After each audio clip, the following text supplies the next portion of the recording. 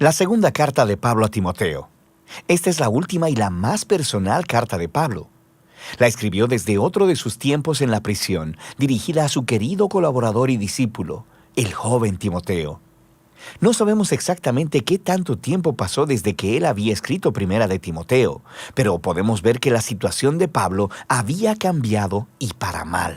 Él está encarcelado en Roma, lo que podría referirse al tiempo de su arresto domiciliario que se menciona en Hechos 28. O podría ser que ya había sido liberado de esa prisión inicial. Tuvo otra larga temporada de ministerio para luego ser arrestado de nuevo en Troas. De cualquier modo, Pablo dice que está en medio de su juicio y que las cosas no van bien. Está bastante seguro de que no va a sobrevivir a esto.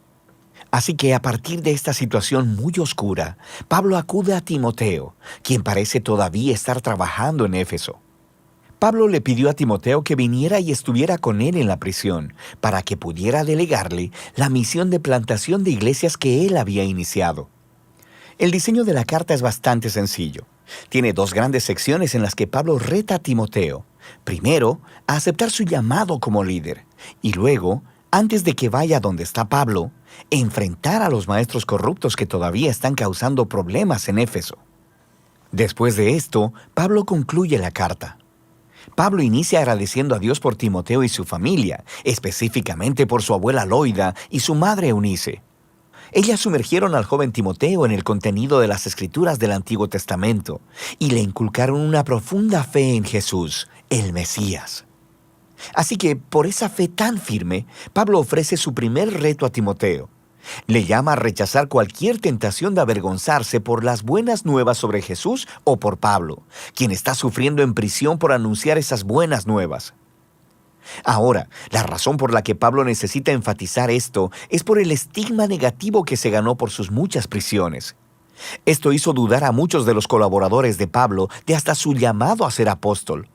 Él menciona a dos hombres, a Figelo y a Hermógenes, quienes habían abandonado a Pablo porque estaban avergonzados de ser asociados con él, porque ahora era un criminal acusado. Así que Pablo le pide a Timoteo que rechace cualquier temor a la vergüenza y que vaya a verlo. Ahora, Pablo sabe que esta es una petición muy costosa. Podría poner en riesgo a Timoteo. Así que él le recuerda a Timoteo que la gracia de Jesús es una fuente de poder, y esto es muy importante. La vas a necesitar, porque seguir a Jesús no es fácil, demanda todo de ti. Pablo compara el seguir a Jesús con el ser reclutado como soldado, quienes procuran agradar a su comandante, o con un atleta, quien entrena su cuerpo para una competencia. O es como un labrador, trabajador y dedicado. Cada una de estas tres metáforas aluden a una persona que está comprometida con algo más grande que sí misma y quien está dispuesta a sacrificarse y soportar situaciones difíciles para alcanzar un objetivo mayor. Y, por supuesto, el más grande ejemplo de esto es Jesús mismo. Por su compromiso con el Padre, Él sufrió la crucifixión a manos de los romanos. Y de manera similar, Pablo mismo está ahora sufriendo en una prisión romana. Las dificultades y el sacrificio son inherentes a la vida cristiana, y esta es la razón por la que la resurrección de Jesús es el fundamento de la esperanza cristiana, o como lo resume Pablo en un breve y muy poderoso poema, que si morimos con Él, también viviremos con Él. Si perseveramos, también reinaremos con Él. Si lo negamos, Él también nos negará. Si somos infieles, Él permanece fiel, pues no puede negarse Él mismo. El amor de Dios por nuestro mundo ha abierto una nueva esperanza a través de la muerte y la resurrección de Jesús. Y así, para aquellos que asumen el riesgo de confiar en y de seguir a Jesús, Dios promete reivindicación y vida. Para aquellos que lo rechazan, Dios honrará esa decisión y les hará lo mismo. Pero la infidelidad de la gente jamás hará que Dios abandone su fidelidad. Así que Pablo llama a Timoteo a la fidelidad, sabiendo que ésta podría salirle costosa. Pablo continúa la segunda mitad de la carta, llamando a Timoteo a confrontar a los maestros corruptos en Éfeso, antes de que vaya a Roma. Su enseñanza se está esparciendo en la iglesia de los Efesios como un cáncer. Ellos han convencido y corrompido a cierto número de mujeres influyentes en la iglesia. Estas son probablemente las mujeres adineradas con las que Pablo tuvo que lidiar en su primera carta a Timoteo. Él aquí no ofrece muchos detalles respecto de la mala teología de los maestros. Timoteo ya sabe acerca de esto, pero Pablo sí nos da una pista.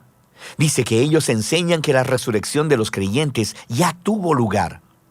Ahora, no sabemos si los falsos maestros están siguiendo un rechazo filosófico griego a toda la idea de la resurrección corporal y creen que solo se trata de la experiencia espiritual. O podría ser que simplemente habían distorsionado la enseñanza de Pablo sobre la vida de resurrección que empieza en el tiempo presente a través del poder del Espíritu. De cualquier modo, el problema es que ellos habían abandonado la robusta esperanza futura de la resurrección y la nueva creación, y en su lugar habían abrazado un cristianismo privado, hiperespiritualizado, desconectado de la vida diaria. Así que Pablo llama a Timoteo a desarrollar líderes fieles que enseñen las verdaderas buenas nuevas acerca de Jesús. Ellos deben evitar los pleitos sin sentido, resultado del debate con los falsos maestros. En contraste, Timoteo y su equipo de liderazgo deben mantener lo principal como principal. Deben enfocarse en la historia central del mensaje de las Escrituras, que, en el tiempo de Pablo, significaba principalmente el Antiguo Testamento. Estas escrituras, dice Pablo, son capaces de darte la sabiduría que conduce a la salvación a través de la fe en Jesús, el Mesías. Él está diciendo que el punto de las escrituras es contarte una historia unificada que lleva a Jesús y que tiene una oferta de sabiduría para todo el mundo. Luego Pablo habla sobre la naturaleza y el propósito de las escrituras. Él dice que toda escritura es inspirada por Dios, literalmente vivificada por Dios.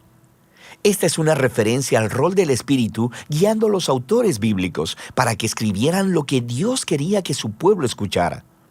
Dios habla a su pueblo en las Escrituras por una razón muy práctica. Él dice que son útiles para enseñar, diciéndome cosas que no conocía antes. Son útiles para reprenderme, poniendo delante de mi rostro las cosas que digo que creo, pero no vivo conforme a ellas. Son útiles para corregirme, exponiendo mis maneras desordenadas de pensar y de comportarme. Y son útiles para instruirme en justicia, mostrándome una nueva manera de verdaderamente ser un humano. Y todo ello para que el pueblo de Dios esté preparado para hacer el bien. Pablo cierra esta carta recordándole a Timoteo que probablemente no va a salir vivo de prisión, así que le pide que venga lo antes posible antes del invierno. No quiere congelarse en su celda, así que va a necesitar su abrigo grueso, el cual tuvo que dejar atrás. También le pidió a Timoteo que trajera los documentos personales que dejó en Troas, probablemente cuando fue arrestado. También menciona a Alejandro, quien es un hombre particularmente peligroso, a quien Timoteo debe evitar. Probablemente él es responsable del más reciente arresto de Pablo. Pablo concluye al mencionar cómo casi todos lo han abandonado en la prisión, y su única fuente de consuelo ahora es la presencia personal de Jesús, quien está con él y lo liberará, incluso si muere. Y así termina la carta.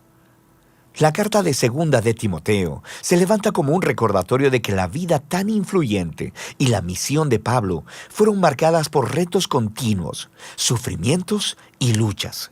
Seguir a Jesús implica riesgo y sacrificio. Significa invitar la atención y la incomodidad a tu vida. Y estas cosas no son una señal de la ausencia de Jesús. Más bien, como Pablo descubrió, al igual que descubrieron generaciones de cristianos después de él, es precisamente en esos momentos difíciles y oscuros que el amor y la fidelidad de Jesús pueden ser mucho más tangibles y reales. Y de eso se trata Segunda de Timoteo, la última carta de Pablo.